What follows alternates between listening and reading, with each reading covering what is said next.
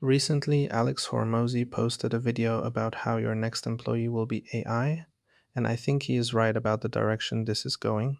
But if you're a small or medium sized business owner watching that video, I think the next question is very obvious. Okay, cool. My next employee might be AI, but how do I actually hire one?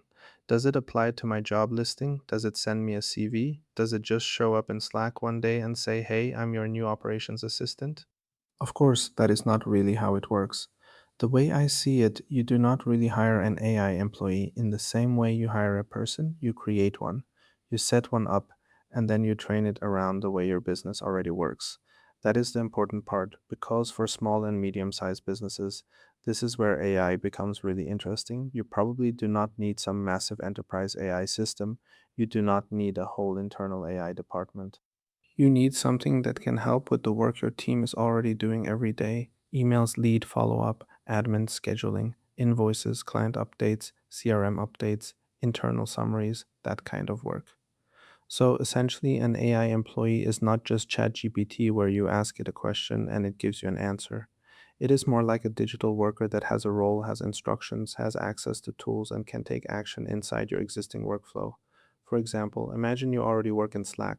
Your team talks in Slack. Your client updates happen in Slack.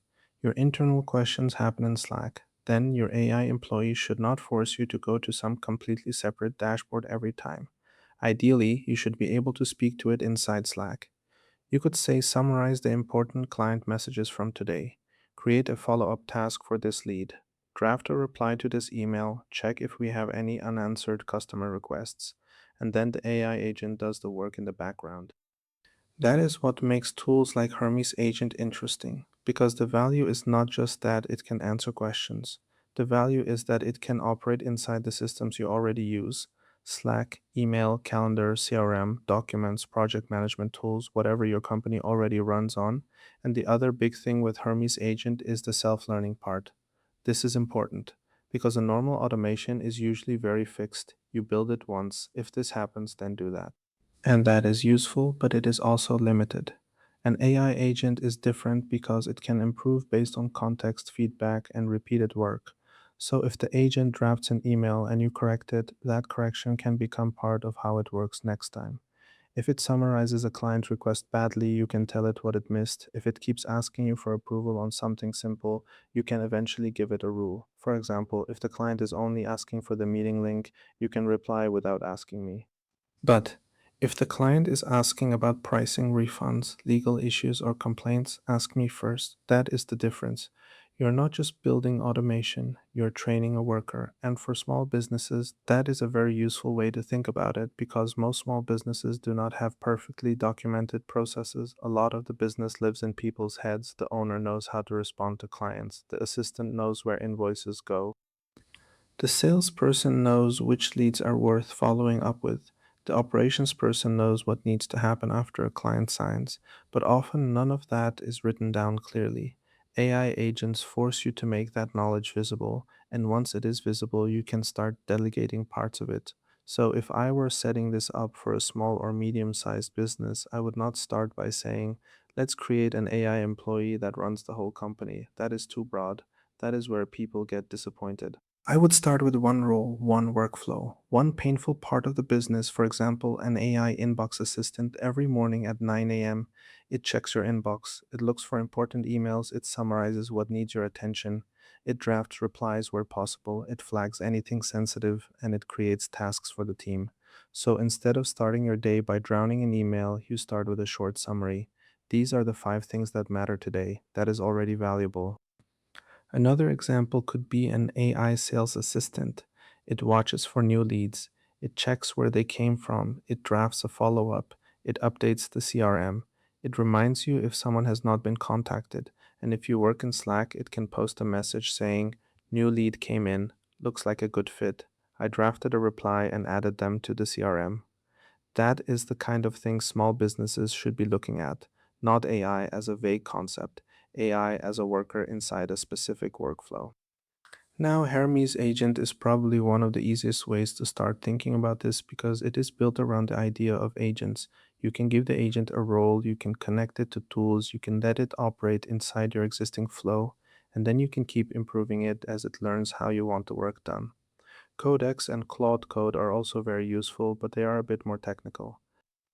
They are powerful if you want to build internal systems, automate processes, connect APIs, or create tools around your business.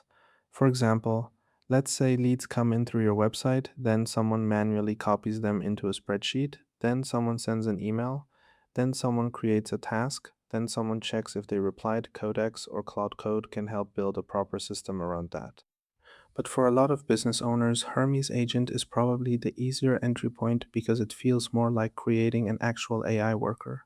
You describe the role, you connect the tools, you define the rules, and you start testing it. The key is to make the first job simple. Do not start with run my business, start with every morning at 9 a.m., check my inbox, summarize important emails, draft replies, and ask me before sending anything. Or every day at 4 p.m., check Slack and summarize open client issues. Or when a new lead comes in, research the company, draft a follow up, and create a CRM entry. That is practical. That is where the value is. And over time, once the AI proves it can handle that, you give it more responsibility. Maybe at first it only drafts replies, then later it sends simple replies. Maybe at first it only summarizes Slack, then later it creates tasks. Maybe at first it only updates your CRM. Then later, it also follows up with leads. That is how you build trust. The same way you would not hire a new employee and immediately give them full control over the business, you also should not do that with an AI agent. You give it a clear role, you give it boundaries, you review the work, you improve the instructions, and then you expand what it can do. That is how small and medium sized businesses should approach AI employees, not with hype, not with fear, but practically. Where is work repeating? Where is your team losing time? Where are things being copied from one place to another? Where are clients waiting because nobody had time to reply? Where is the owner still the bottleneck? Those are the places to look first. Because if you can take one of those workflows and give 30, 40, or 50% of it to an AI agent, that already changes the business. It gives your team time back. It makes the business more responsive. It reduces admin. And it lets humans focus more on judgment, relationships, sales, service, and strategy. So if you watched Alex Hormozi's video and thought, okay, my next employee might be AI, but I have no idea where to start, this is the answer. You do not wait for the AI employee to find you. You create it, you give it a job, you connect it to your tools. You let it work inside the systems your team already uses, and you train it over time. If this still feels too difficult, or if you want help figuring out what this could look like inside your business, reach out to us at www.autivia.nl. We can look at the work you're doing now, the bottlenecks in your company, and the repetitive tasks your team is stuck with, and help you set up AI agents that actually reduce workload. Not AI for the sake of AI, but practical AI employees that fit into how your business already works, because your next employee might be AI. But the real question is, what job are you going to give it first?